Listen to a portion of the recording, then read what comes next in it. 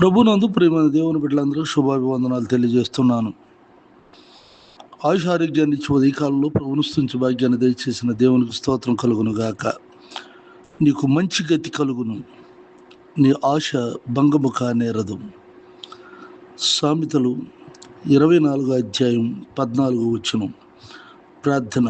కృపగలిగిన మా తండ్రి, దయగలిగిన ప్రభా, ఈ ప్రార్థనలో ఏకీపిస్తున్న నీ బిడ్డలందరినీ దీవించి ఆశీర్వదించు నాయన. వారు ఆశ భంగం కాకున్నట్లుగా తండ్రి, వారికి మంచి గతి కలిగి నిత్యము నెమ్మదిగా సుఖంగా జీవించినట్లుగా నీ దీవులతో నింపమని, నీ కృపలో వర్ధల చేయమని ప్రార్థిస్తున్నాను. అలాగే వారి ఇంట్లో నుండి బయటకు వెళ్తున్నా, బయట నుండి ఇంటికి వస్తున్న కాపుదల భద్రతలో ఉంచండి.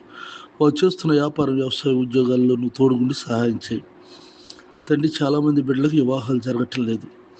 మంచి సంబంధాలను సమకూర్చండి ప్రభా. వారిని లేవనెత్తండి. అలాగే సంతానం లేని వారికి సంతానం దయచేయండి. గర్భిణీ స్త్రీలకు సుఖప్రసవం దయచేయండి. అనారోగ్యం, అప్పులు, బాధ, ఆర్థిక సమస్యలను తీర్చండి తండ్రి. నీ చేతులకు అప్పగిస్తున్నాను. బలహీనులకు బలమును దయచేయండి. ఈ యొక్క ఉదయకాలంలో ఈ ప్రార్థనలు ఏకీవిస్తున్న నీ బిడ్డలు ఏ విషయంలో అయితే నైనా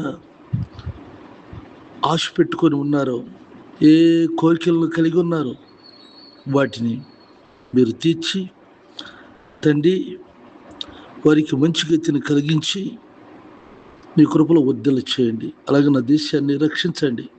నా తోటి సేవకులైన వారు ఆయా స్థలాల్లో చేస్తున్న పరిచర్యలను దీవించండి. యేసు నామములో ప్రార్థిస్తున్నాను తండ్రి, ఆమెన్. తండ్రి దేవుని ప్రభువు యేసుక్రీస్తు వారి కృప, పరిశుద్ధాత్మకు సన్నిధి నిత్యం తోడై ఉండుగాక. Amen, amen, amen.